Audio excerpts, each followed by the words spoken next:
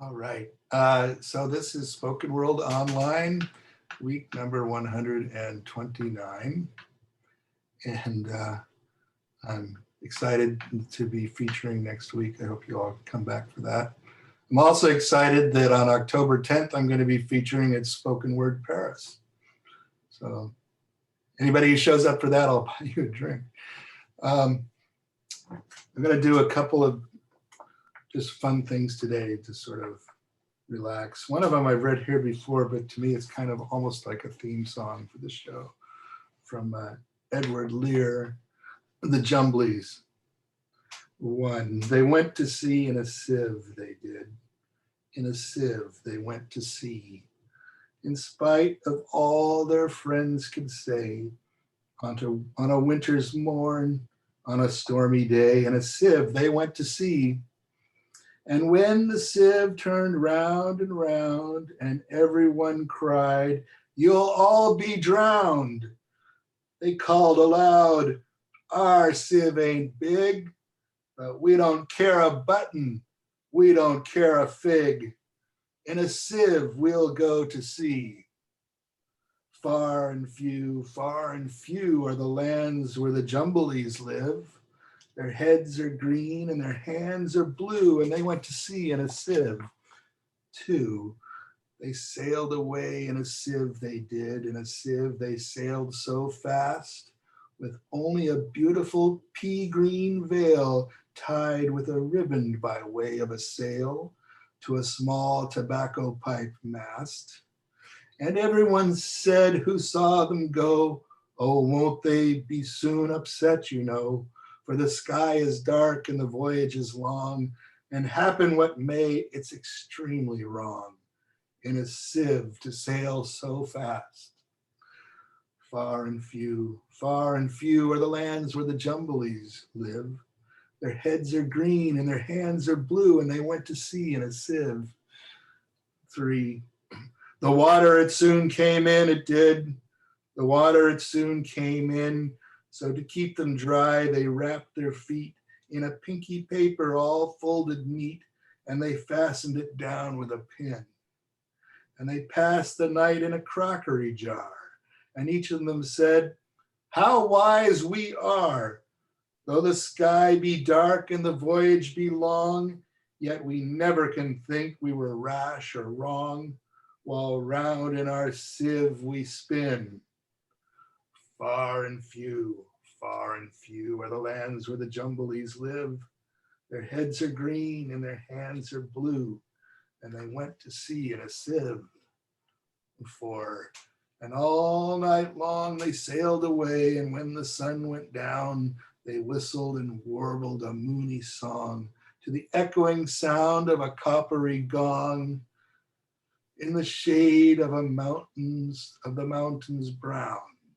"Oh, Timbalo, how happy we are when we live in a sieve in a crockery jar, and all night long in the moonlight pale, we sail away with a pea-green sail in the shade of the mountains brown." Far and few are the lands where the Jumblies live. Their heads are green and their hands are blue, and they went to sea in a sieve.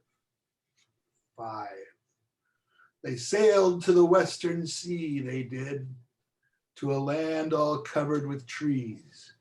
And they brought an owl and a useful cart and a pound of rice and a cranberry tart and a hive of silvery bees. And they brought a pig and some green jackdaws and a lovely monkey with lollipop paws and 40 bottles of ring-boo-ree and no end of Stilton cheese. Far and few are the lands where the Jumblies live. Their heads are green and their hands are blue, and they went to sea in a sieve. Six, and in 20 years, they all came back. In 20 years or more, and everyone said how tall they've grown, for they've been to the lakes and the Torrible Zone and the hills of the Cankley Boar. And they drank their health and gave them a feast of dumplings made of beautiful yeast. And everyone said, if we only live, we too will go to sea in a sieve, to the hills of the Cankly Boar. Far and few are the lands where the Jumblies live. Their heads are green and their hands are blue, and they went to sea in a sieve.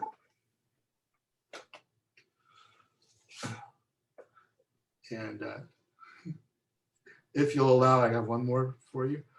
This is by Lewis Carroll, the first modern writer, and who remains one of the few truly modern writers, from Alice's Adventures in Wonderland. This is the scene with Alice and the caterpillar, and it's called "You Are Old, Father William." Repeat, "You are old, Father William," said the caterpillar. Alice. The signal seems to have frozen, Roarshock. I'm frozen? Can you guys hear me? Yeah, no, I think that was yourself, David. He's coming clear to me. Yes, David. You looked rather frozen, but I think I'm okay. Yeah. All right, we'll carry on. Start again. Yeah, it keeps happening where you freeze the image on the screen. If you want to turn your video off, I'm fine. go right ahead, because it might help with the bandwidth issue. All right, he's coming through fine, David. I haven't seen any freezing. Yeah. Or maybe it's just me. I'm so sorry. I'm interrupting. I think it's you this time, David. Let's try it again. You're a cool dude. Way cool. Lewis Carroll, You Are Old, Father William. Repeat, "You are old, Father William," said the caterpillar.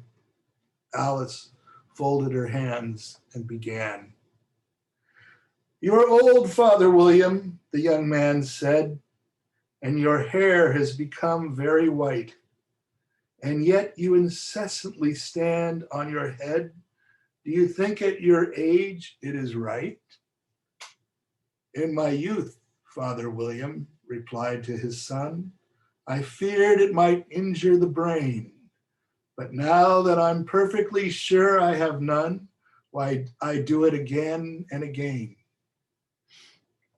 "You are old," said the youth, "as I mentioned before, and have grown most uncommonly fat. Yet you turned a back somersault in at the door. Pray, what is the reason of that?" "In my youth," said the sage as he shook his gray locks, "I kept all my limbs very supple. By the use of this ointment, 1 shilling the box, allow me to sell you a couple." "You are old," said the youth, "and your jaws are too weak for anything tougher than suet. Yet you finished the goose with the bones and the beak. Pray, how did you manage to do it?" "In my youth," said his father, "I took to the law and argued each case with my wife, and the muscular strength which it gave to my jaw has lasted the rest of my life." "You are old," said the youth. "One would hardly suppose that your eye was as steady as ever. Yet you balance an eel on the end of your nose. What made you so awfully clever?" "I have answered 3 questions, and that is enough," said his father. "Don't give yourself airs. Do you think I can listen all day to such stuff? Be off, or I'll kick you downstairs." "That is not said right," said the caterpillar. "Not quite right, I'm afraid," said Alice timidly. "Some of the words have got altered." "It is wrong from beginning to end," said the caterpillar decidedly, and there was silence for some minutes. Thanks, everybody. See you next week.